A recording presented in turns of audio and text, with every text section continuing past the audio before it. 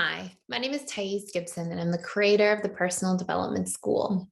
This is your daily breakthrough video, and in this video, we're going to talk about 4 strange or confusing text messaging patterns that fearful avoidants have when they're dating, but also when they're getting to know somebody. Maybe their full intention isn't dating, but we'll cover mostly the romantic area.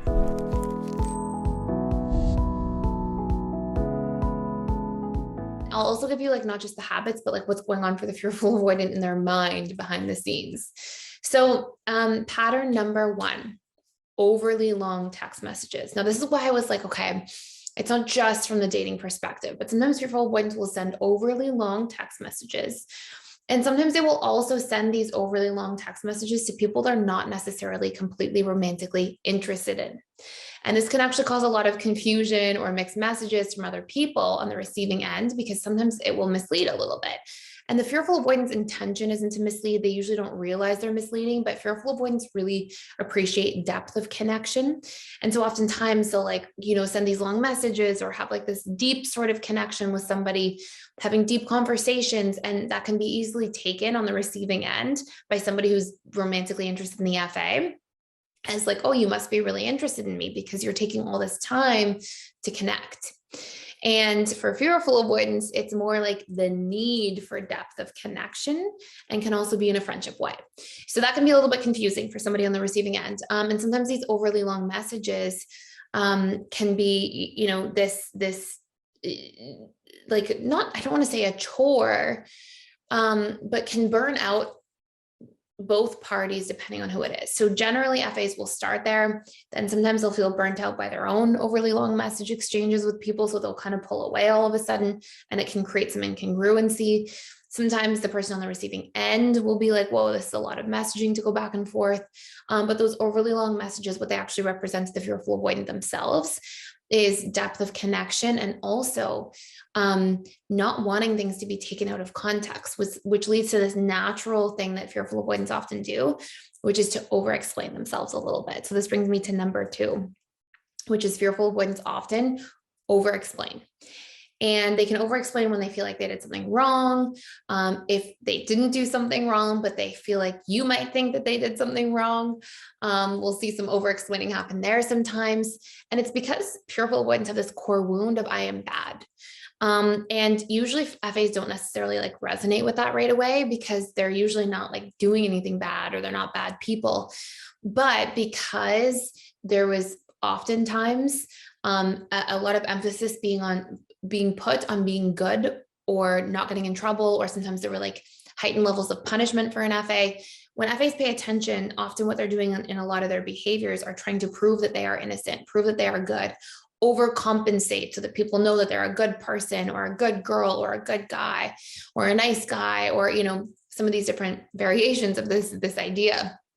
And as a result, sometimes you'll see that fearful avoidants in their text messages will over-explain things when they don't need to. If they just have a boundary, or they don't want to spend time with somebody, or they're not free at a time that the person's asking them out or asking them to get together, or they said, hey, instead hey, I can't talk right now, I'm at work.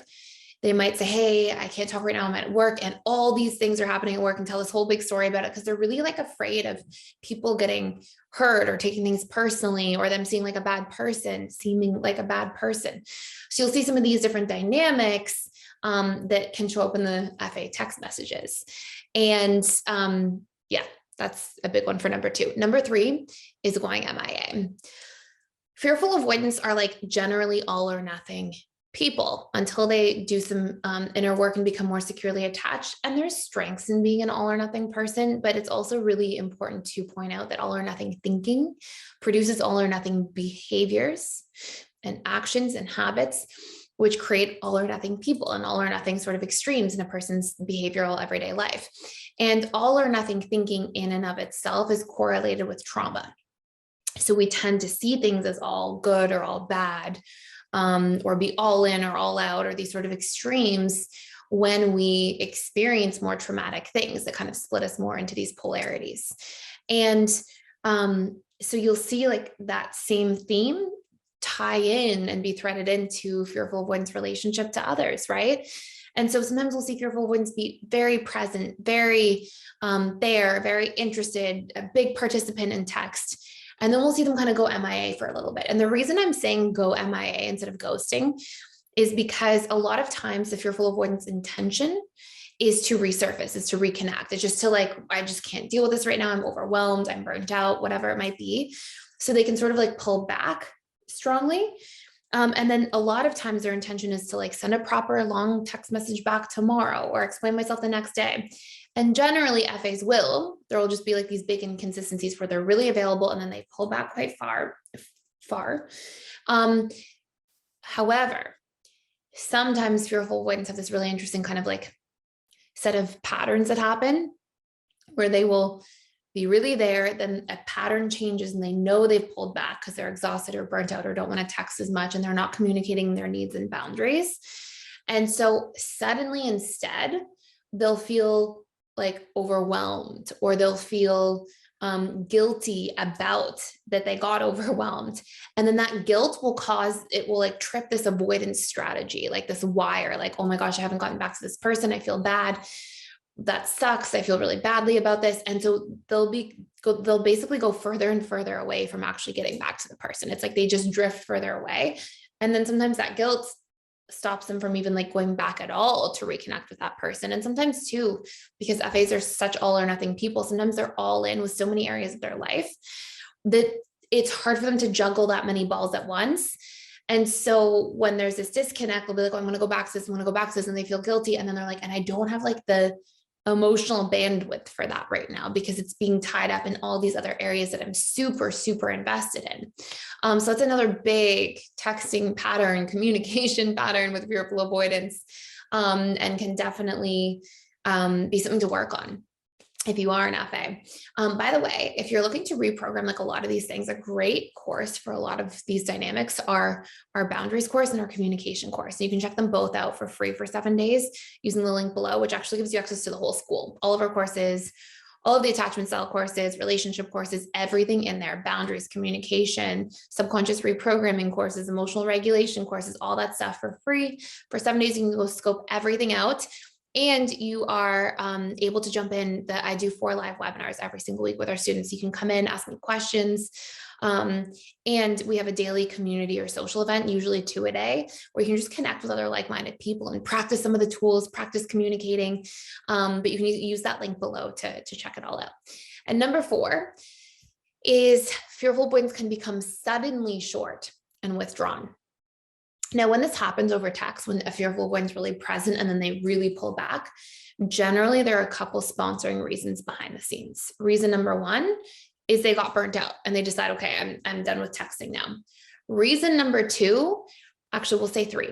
Reason number 2 is going to put 2 and 3 together, but they're kind of separate. So reason number 2 can be that the fearful avoidant is afraid that they're being too vulnerable. They're afraid that they're like coming on too much or coming on too strong or being too open and not playing it cool. And especially in the dating stage, like fearful avoidants are really mindful of the power balance in relationship dynamics, because a lot of fearful avoidants in their subconscious comfort zone of life think that relationships are a power struggle because they generally haven't had great modeling for relationships that go beyond the power struggle stage, nor have they usually been in a relationship that made it beyond the power struggle stage of relationships. And if you're not familiar, we've got lots of content on this channel, but there's 6 main stages of relationships.